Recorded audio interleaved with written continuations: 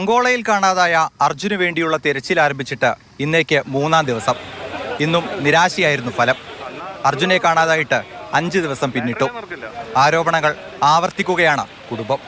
അവിടെയുള്ള അതോറിറ്റീസ് അവരെ പറഞ്ഞ് കബളിപ്പിക്കുകയാണ്. ഇതാ കുറച്ചും കൂടി നീക്കാണ്ട് ഇനി ഇച്ചിരി മീറ്ററും കൂടിയേ ഉള്ളൂ. അവരങ്ങോട്ട് കയറ്റുന്നില്ല, ആ ഒരു സ്ഥലത്തേക്ക് അങ്ങനെ വിടുന്നുമില്ല. അവരെപ്പോഴും ആ വണ്ടിയിൽ ഇരുന്നിട്ട് അവരൊരു ഭാഗത്ത് നിൽക്കുമ്പോൾ ചില സ്ഥലത്തൊക്കെ കടന്നു വീഴുന്നുണ്ട്. എന്നിട്ട് അവർ റൂട്ട് മാറ്റി ഇങ്ങനെ അവിടെ തന്നെ നിൽക്കുകയാണ്.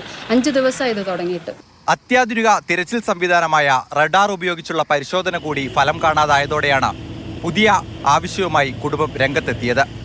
തിരച്ചിലിന് സൈന്യമിറങ്ങണം, അല്ലെങ്കിൽ സന്നദ്ധരായ കേരളത്തിൽ നിന്നുള്ള പ്രവർത്തകർക്ക് അവിടെ തിരച്ചിൽ നടത്താൻ അനുമതി കൊടുക്കണം.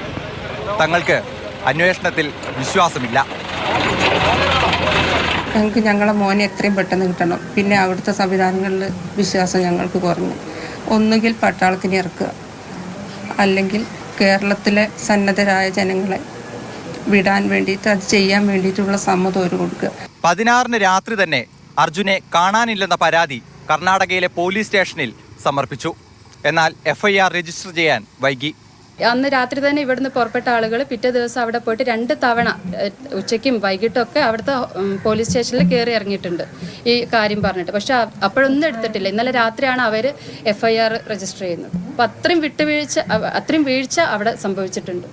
തിരച്ചിലിന് ഇനിയും സമയം വേണമെന്നാണ് കർണാടക സർക്കാർ ആവശ്യപ്പെടുന്നത്. എന്നാൽ കുടുംബം ഇതിന് ഒരുക്കമല്ല. മിനിസ്റ്റർ പറഞ്ഞത് ഇനി 2 ദിവസം കൂടി വെയിറ്റ് ചെയ്യണമെന്നാണ്. മകനും സഹോദരനും അച്ഛനും ഭർത്താവുമായ അർജുൻ തിരികെ വരുമെന്നാണ് കുടുംബത്തിന്റെ പ്രതീക്ഷ. ജോം TK-ക്കൊപ്പം ആശം സിദ്ധാർത്ഥ്, മാതൃഭൂമി ന്യൂസ്, കോഴിക്കോട്.